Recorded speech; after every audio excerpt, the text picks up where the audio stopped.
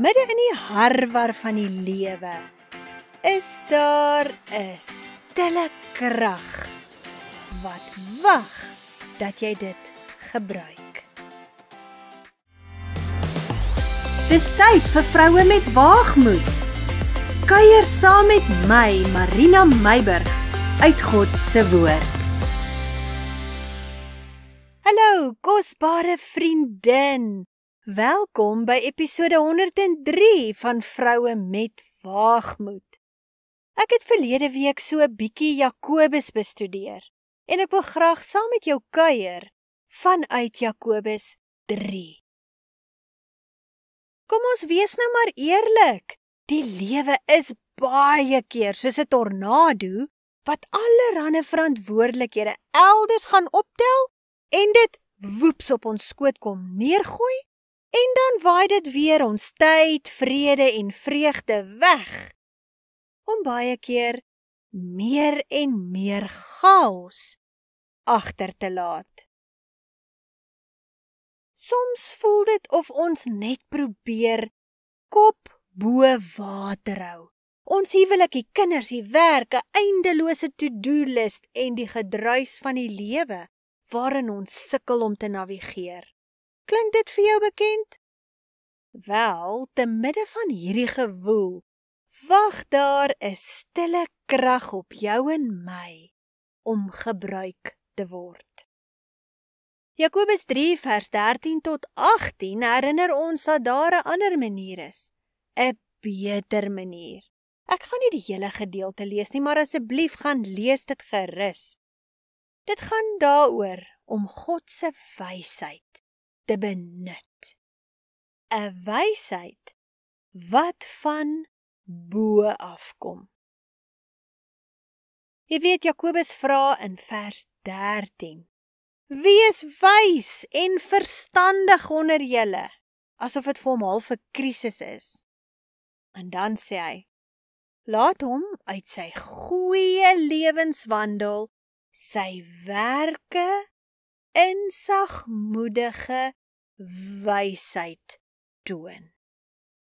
Ek glo sy vraag is een waarmee ek en jy van tyd tot tyd tog maar worstel, wanneer ons spyt is oor die manier hoe ons iets hanteer het.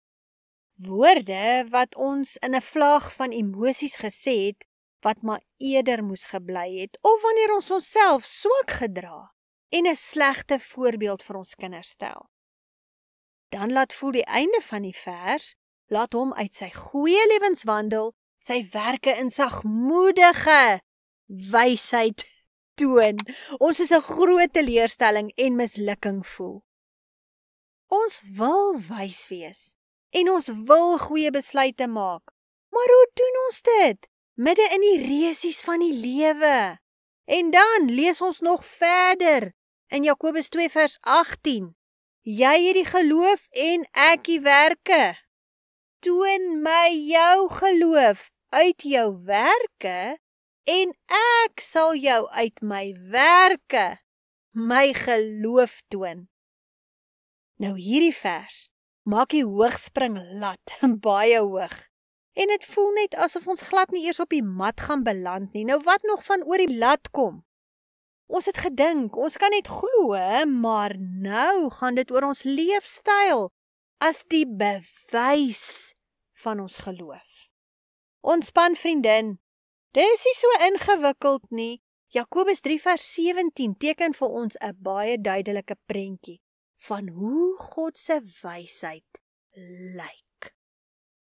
Hy sê, God se wysheid is rein, vredelievend, vriendelik, redelik en gewillig om te luister, vol barmhartigheid en goeie vrugte, of dan nou goeie gedrag, né? Onpartydig en opreg en sonder aangeplaktheid.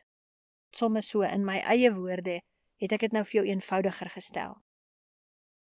Nou dink 'n bietjie. Wanneer ons oorweldig voel, wanneer ons in die versoeking kom om ons geliefdes emosioneel so bietjie te knyp as ons gefrustreerd voel, moet ons onthou, Te midde van die gewoel van die lewe, wat ons so oorweldig, is daar 'n stille krag, wat vir my en jou wag om gebruik te word. Die wysheid van God, wat deur Heilige Gees woorde van vrede fluister, wat ons lei tot sagmoedigheid, ons herinner om genade te bewys, of dalk eerder stil te bly op daardie oomblik. Ek en jy moet net ons geestelike ore so bietjie oopmaak. Nou vriendin, net so maklik, soos wat dit is om geheel en al beheer te verloor. Net so maklik is dit om God te vertrou, om wys op te tree.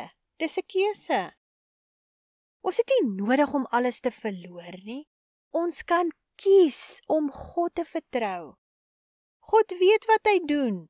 Ons kan hom net vertrou. Ons hoef nie perfek te wees nie, en dit word geensins van ons verwag nie.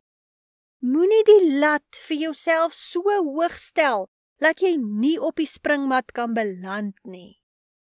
Ons kan met alle eerlikheid erken dat ons nie al die antwoorde het nie, maar dat God vir ons wysheid gee.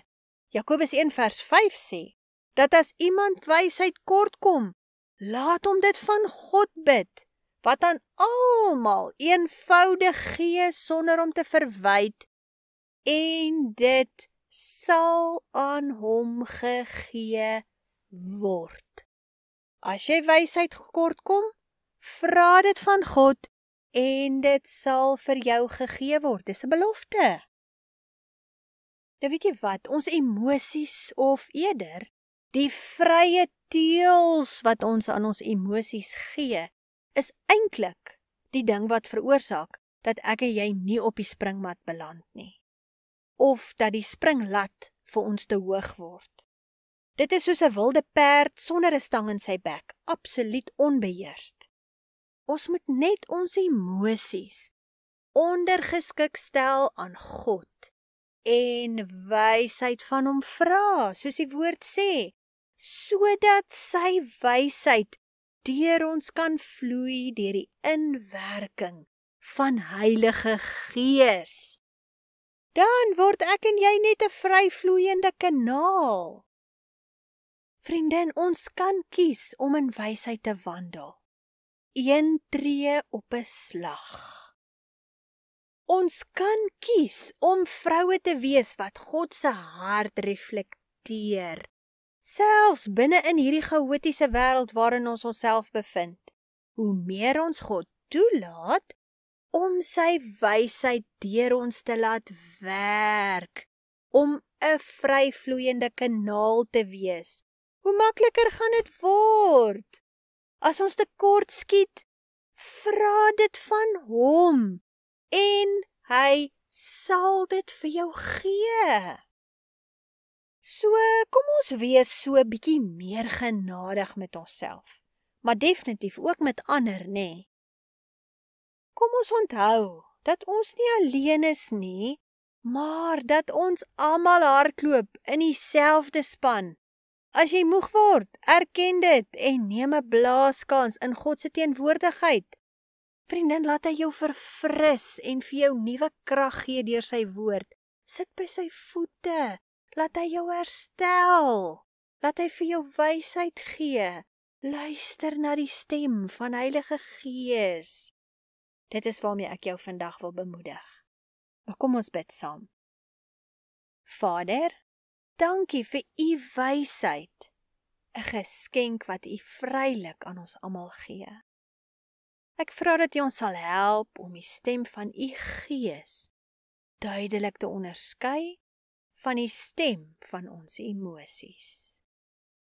Ek vra dat u my vriendin seën en haar pad vir haar gelyk maak in hierdie week. Ek loof u in Jesus naam. Amen. Nou toe vriendin, Woensdag kuier ons verder in Engels. Mag jy 'n wonderlike week hê.